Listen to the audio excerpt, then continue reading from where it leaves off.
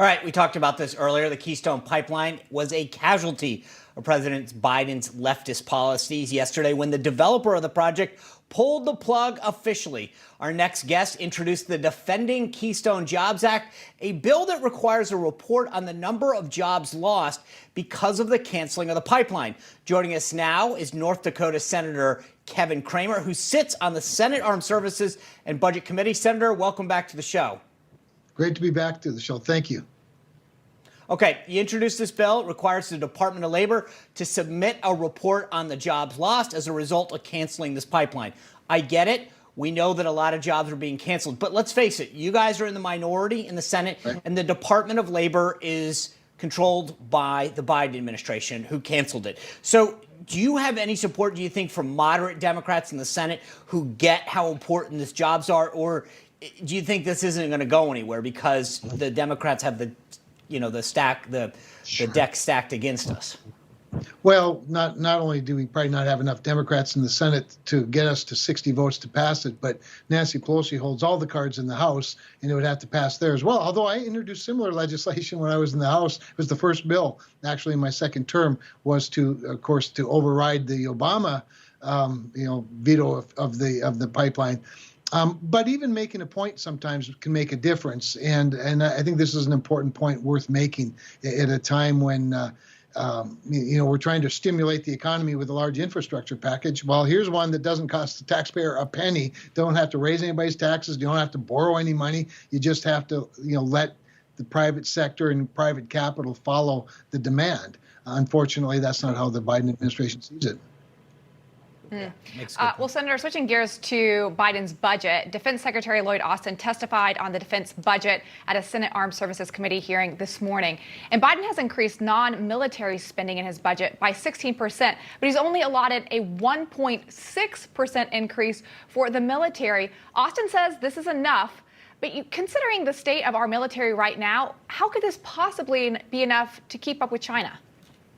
Well, great point. It's not enough to keep up with China, especially not enough to keep up with China and Russia together. Throw in North Korea and Iran, and you've really got a quagmire. And on top of all of that, of course, what the one pipeline that Joe Biden did greenlight was the Nord Stream 2 pipeline to benefit Russia, as he now makes creates an energy monopoly with our NATO allies. Totally absurd, backwards thinking. So it's not enough, but it's especially not enough when you put it in the context you put it in. That is that the non-military discretionary budget was increased by, some $40 billion or so. There's this major discrepancy. And it used to be that, and it's always been the tradition, really, that when you raise the discretionary budget, whatever amount you raise it by for non-military, you raise the same for the military. That especially makes sense in this current climate that we're in. Real quickly, the chairman of the committee, Jack Reed, from my home state of Rhode Island, is a proud Army vet. I would think he would be advocating for an increase in the spending. So my sense, Sean, is that there'll be a number of Democrats who will advocate for an increase in the spending. They're in a difficult spot at this time. We know that. Angus King raised, for example, the issue that this budget cut a destroyer, a Navy, large Navy vessel. It's about a $2 billion destroyer. Not only did they cut it, but by cutting it, they send a really awful signal to the industrial base that this is a ship that's already on the docket. This is something that, when we build ships, they don't do them overnight. They're 10 years out, right, in many cases. And so now we're going to have to pay a $33 million penalty for breaching a contract with a shipbuilder.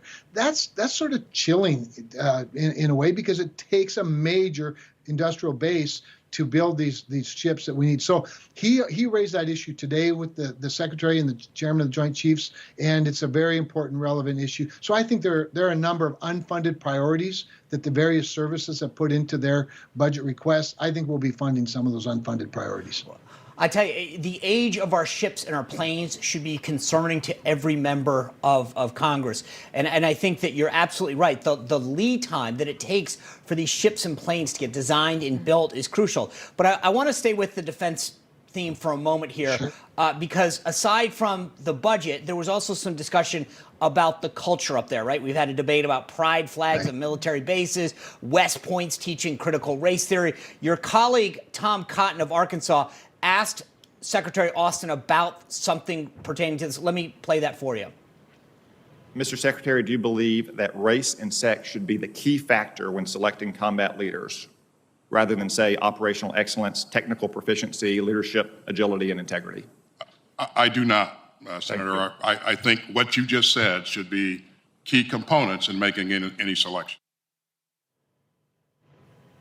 All right, he goes on to question him about the reading list that's authorized by the military right now that has authors from critical race theory. Do you think the secretary sufficiently addressed concerns about critical race theory and culture and wokeness pervading through the military? Well, I actually think that the clip that you just played was the perfect answer, and he should have probably got to that answer sooner. If you play the rest of the clip, and I would encourage people who care about this to go in and watch Senator Cotton's 5 minutes of cross-examination, because he wasn't asking trick questions. He was asking simple questions. And the secretary, I love Secretary Austin. He's in a very difficult place. He's having to answer questions on behalf of a president he may not agree with on these topics. But nonetheless, I think he answered it to the best of his ability given the circumstances. But these really are not difficult questions. What's happening, Sean, is that you're seeing a real deterioration of morale among our service members. First, there are minority members who now believe that they've joined an organization that is systemically racist. And you have, others that have joined an organization where they're put in very uncomfortable situations of having to answer ridiculous questions and take ridiculous training, when the military was probably the very first organization in our culture to be more inclusive. I mean, it provides opportunities for people of all races, all colors, all creeds, all religions. The secretary made an important point. He said the military ought to be a reflection of what America looks like, and it is. And then he said the leadership in the military should be a reflection of the military. There might need to be some work done there. But here he is, the shining example. And here's a black American who became a 4-star general and is now Secretary of Defense. So he's actually the perfect example that it actually can work. I think the secretary did the best he could in the situation he's in. Yeah, I agree. I just hope that the best is also ensuring that the culture doesn't change and go woke. But Senator Cramer, I appreciate you making your positions clear on both Keystone and the Senate Armed Services Committee. Thank you for your service, and thank you for sharing with our viewers what's going on inside those committees. Thanks for having me on and giving me the opportunity to do exactly that. You bet, sir.